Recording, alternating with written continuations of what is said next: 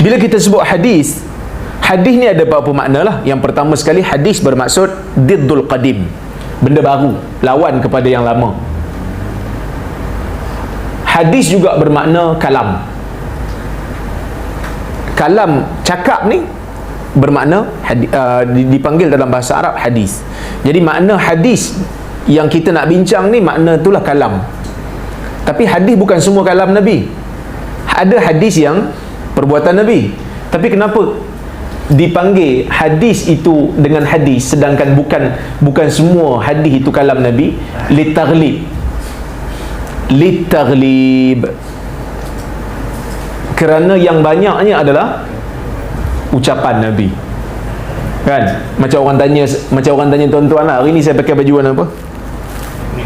Kuning kan? Pasal apa tak sebut ada hijau sikit?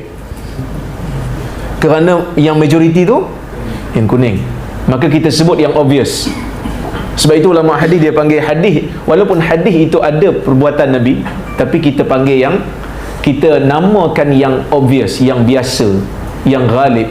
Sebab itu kita tak heran, kadang-kadang ada orang dia macam petikai lah, dia kata apa ni tajuk hadis palsu, 40 kisah palsu, tapi dalam tu ada yang terlalu dhaif. Kita kata yang terlalu dhaif tu 1-2 aja, yang palsu tu yang ghalib.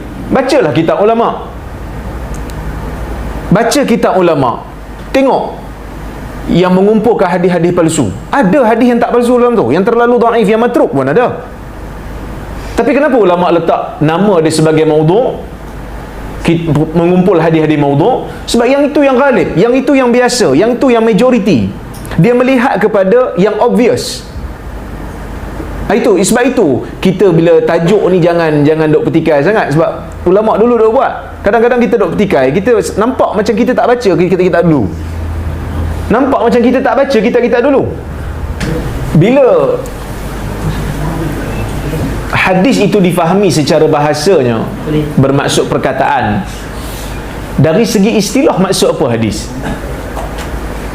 Saya tak pasti sama ada saya dah hurai ke belum pada tuan-tuan. Tapi saya nak, kadang-kadang orang bertanya, bahkan saya dulu bertanya, kenapa bila belajar Islam ni dia mesti bincang bahasa, dia mesti bincang istilah? Kan? Jawapan dia, sebab sebelum daripada Islam ni datang, sebelum Nabi tu dilantik menjadi Nabi, orang Arab dah cakap dah bahasa Arab. Perkataan tu dah digunakan oleh orang Arab. Contohlah perkataan salat, orang Arab dah guna dah perkataan salat tu. Tapi penggunaan orang Arab kepada terhadap perkataan salat sebelum daripada syariat Islam datang, dia tak merujuk kepada salat yang kita buat hari ni. Dia hanya merujuk kepada makna bahasa, iaitu doa. Nabi bila dia datang jadi Rasul, dia bawa syariat baru, dia ambil perkataan tu, dia ambil perkataan salat tu, dia jadikan salat tu istilah yang khas. Maka sebab itu ulama bila bincang makna salat, dia akan bincang lughatan wa istilahan, pada bahasa dan pada istilah. Bahasanya orang Arab dulu guna apa perkataan ni, kemudian Islam ambil perkataan tu, dijadikan satu istilah yang mempunyai makna yang precise, yang khusus, yang tak sama, tidak begitu sama dengan makna bahasa. Jadi begitu juga perkataan hadis. Macam tu juga perkataan hadis, yang mana hadis ni digunakan oleh orang Arab sebelum Islam. Sebelum Islam orang dah guna perkataan hal ataka hadithu Musa, tidakkah telah datang kepada kamu cerita tentang Musa? Hadis maksud dia yang disampaikan daripada mulut ke mulut, penceritaan tentang Musa. Orang Arab guna perkataan hadis merujuk kepada makna bahasa. Kemudian ulama Islam ataupun Nabi sendiri, bukan ulama, Nabi sendiri, dia guna perkataan hadis tu untuk merujuk kepada kalam dia, untuk merujuk kepada apa yang disandarkan kepada dia. Sebab itu Nabi sebut, man haddatha anni hadisan yura annahu kadhib fahuwa ahadul kadhibain. Sesiapa yang membacakan daripada aku satu hadis nampak macam dusta, maka dia salah seorang daripada dua orang yang berdusta. Okey. So hadis daripada istilah dia lebih khusus daripada makna bahasa.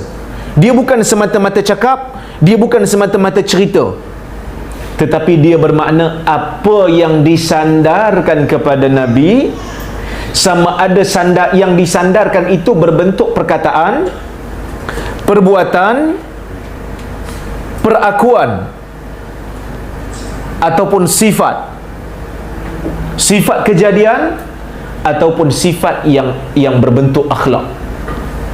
So ada 5 benda lah. Yang pertama, kita kata yang disandarkan kepada Nabi sama ada perkataan.